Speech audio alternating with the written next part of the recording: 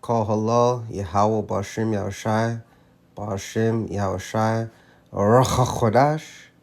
Let the elders that rule well be counted worthy of double honor, especially they who labor in the word and doctrine. To the 12 tribes which are scattered abroad, greeting.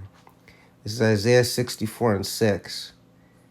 But we are all as an unclean thing, and all our righteousnesses are as filthy rags. So like a dirty menstrual rag.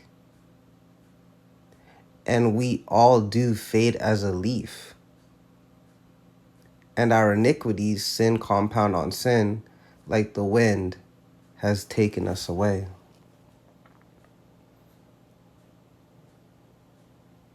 So that should immediately humble oneself,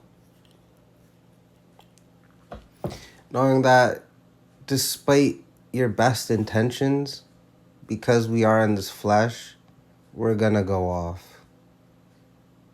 Romans chapter 7, Apostle Paul speaks about this. The things I want to do, I do not, and the things I wish I didn't do, I do, roughly paraphrasing.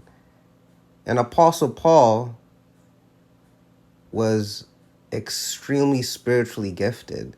So if he's going through that, not to mention he was taught directly by Yahushua, so if he's going through that, we're going through that too, right? But you got to be humble with it. This is Psalm 39:5. Behold, thou hast made my days as a handbreadth, and mine age is as nothing before thee, right? Because, I mean, Yahweh Bashim Rashai is infinite,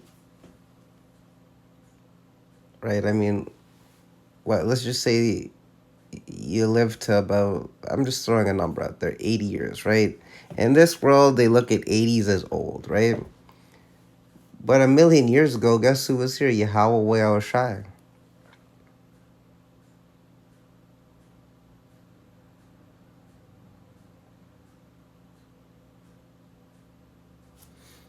So really, what is age in the grand scheme of things? Verily, that means of a truth. So truthfully, every man at his best state is altogether vanity. Salah. What does that mean? It means that despite your best intentions, because you're in this wicked flesh, it's shitty, right? Because you really don't want to sin.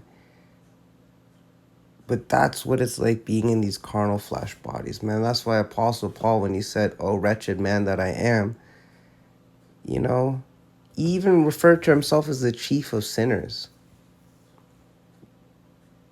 And this is Apostle Paul. I mean, you read some of his works, it's absolutely amazing. The things he had to go through, the things he wrote, being shipwrecked, being betrayed by so many people, whether they were kinsmen, 2/3 heathens, like, wow. And a handbreadth, going back to Psalm 39:5, a handbreadth is just like a measure, like taking your hand and measuring it. That's how short our lives are, man. So really, what's the point of being prideful? Why is Ash proud? I mean, come on. Even at our best state, can you avoid Jeremiah 17:9, which says, the mind or the heart is deceitful above all things? Let's look up the slave definition of deceitful. Dishonest, fraudulent, guilty or involving deceit, deceiving or misleading others. Wow. The heart is deceitful. It didn't just say the heart is deceitful and desperately wicked. It says the heart is deceitful above all things and desperately wicked. Y'all know what desperate looks like. So it's desperately wicked. Damn. Who can know it? It should say who can know it. I didn't copy and paste that properly. So, but let me just make sure I spelled that properly, because it says not to add and subtract from the scripture. So Jeremiah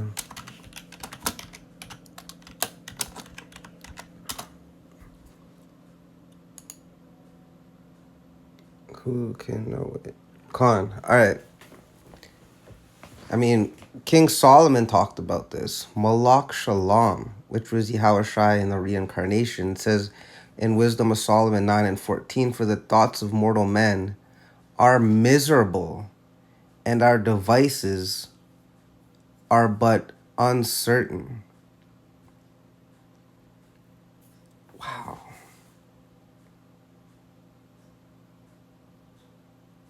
So, I'm not saying I'm a psychologist, hell no, but you can just look at a person, no matter what they look like, that you can already know that they're miserable. Why? Because thus saith the Bible, thus saith the Lord.